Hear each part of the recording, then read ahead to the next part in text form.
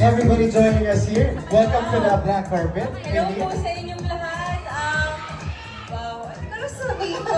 Hi ka muna sa kanila, hi ka muna. Hello po sa mga kapuso na nandito. Maraming salamat po sa pagsuporta syempre sa isang proyekto na ito, Green Bones.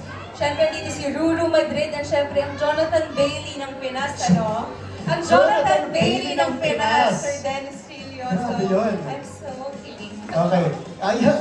Gano'ng excited ka na panoorin itong Green Bones tonight? Actually, napanood ko yung video ni Sir Nelson Canlas. Nung pinanood niya yung Green Bones. At gusto ko rin maramdaman yun. That's why I'm here. Siyempre to support GMA. So yeah, I'm really excited sa kung anong makikita natin.